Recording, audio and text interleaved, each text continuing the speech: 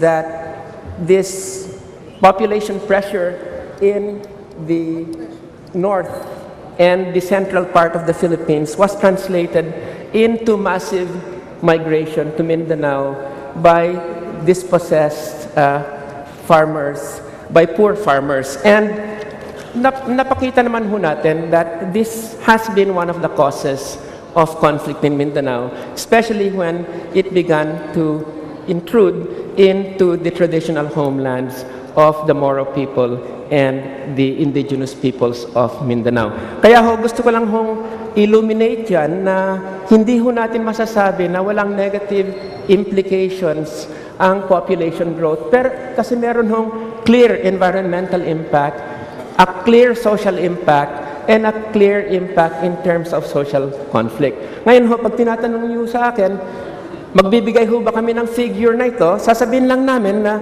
ito yung trends, ito yung mga negative impacts, pero bahala na yung mga pamilya in terms of planning population, because we're not going to plan population for them. They make those choices, and we must give them the chance to make those choices in terms of the size of their families. So, ito lang ho yung kabuuan na sinasabi natin dito. Mr. Speaker, I understand that there is an effort to disguise the population control nature of the RH bill, precisely because of the obvious totalitarian trend that population control advocacy inevitably leads. And yet, even if there is no admission that it is a population control bill, there is enough in saying that population control is incidental, or the reduction of the population is incidental to the avowed primary purpose, which is reproductive health.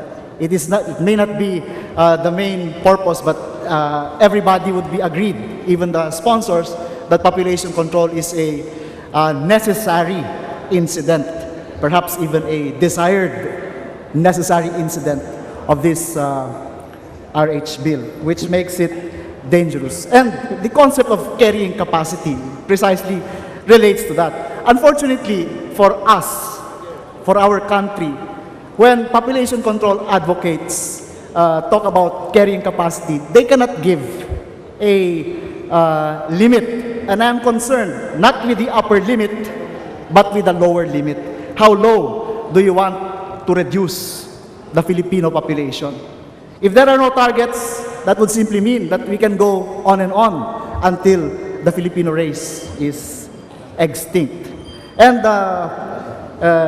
Mr. Speaker, if I could just answer, you see, we are not totalitarians. No? I mean, we are not prescribing demographic targets. We are not saying that the Filipino population should go this low or that high.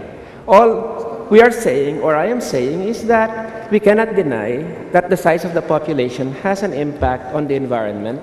The size of the population has an impact on poverty. The size of the population has an impact on social conflicts, no? Because demographic pressures that lead to massive migrations, for instance, from Luzon and the Visayas to Mindanao, unrealistic naman ho natin sasabihin na walang social impact yan. Sinasabi lang ho natin, ito yung mga nangyayari, but we're not saying that we are going to be the ones to prescribe ano yung population size below or above, no? That really depends up to families, women, no? And what we're just trying to say is that we're giving people a choice of a range of mechanisms for reproductive health, and bahala na sila mag-choose doon, no? We're giving them the grounds of freedom, no?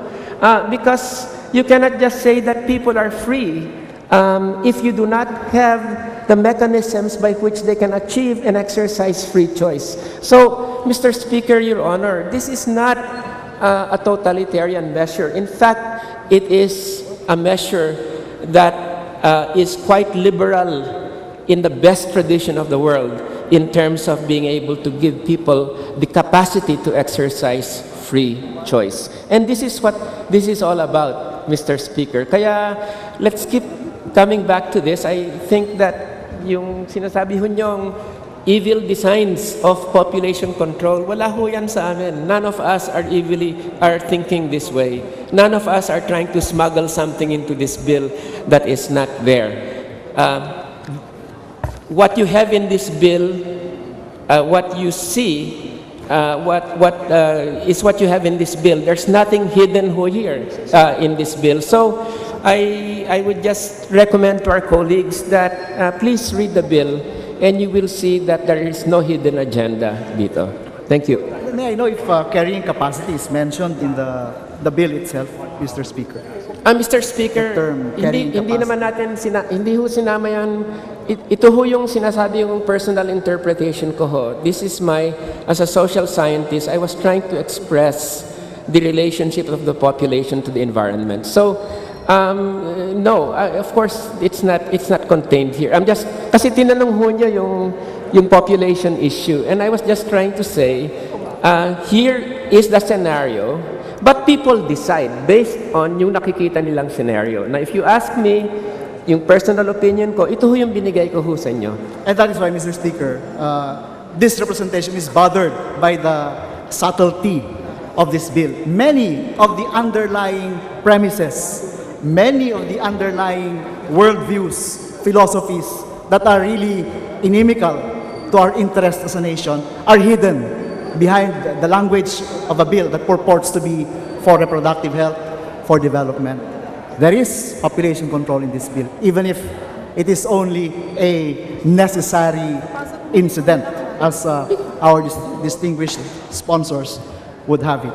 But going to the issue of freedom of choice, which is the very first primary guiding principle of this bill, I would like to inquire of our distinguished sponsor whether he would agree that the RH bill, this RH bill, is really a pro-choice bill, Mr. Speaker.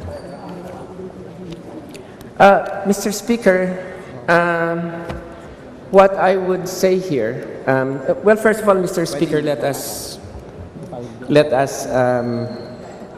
I would just like to state, given your previous statement, that the sponsors of the bill, more than 100 of them, I believe are very intelligent people. No? Your colleagues who sponsored this bill are very intelligent, and hindi ho papasa ang isang hidden agenda with the kind of intelligence that they have. No? So I think it is naman an insult to your colleagues when you say that may hidden agenda na na-smuggle rito. Kasi pinag-aralan ho nila. They signed on to it, and they can tell if there's a hidden agenda or not. So I would just like to ask naman our speaker, our friend from Palawan, Mr. Speaker, to please respect your colleagues. No? They know when there's a hidden agenda and there's none. I have all the respect for the authors and co-authors and the sponsors of the RH bill, but I understand also that all of us are fallible. We can make mistakes, and that's precisely why we have to deliberate. That's precisely why we have to debate matters and not to take hook, line, and sinker whatever any of us will be proposing, Mr. Speaker. But time is running out only this evening, Mr. Speaker. I was advised by the floor leader, by the majority leader, that there are other measures that need to be taken up this evening, and I would like to ask for another opportunity to continue with this interpellation, because this representation has not even touched on the substance of his interpellation, Mr. Speaker. That will, Majority Leader.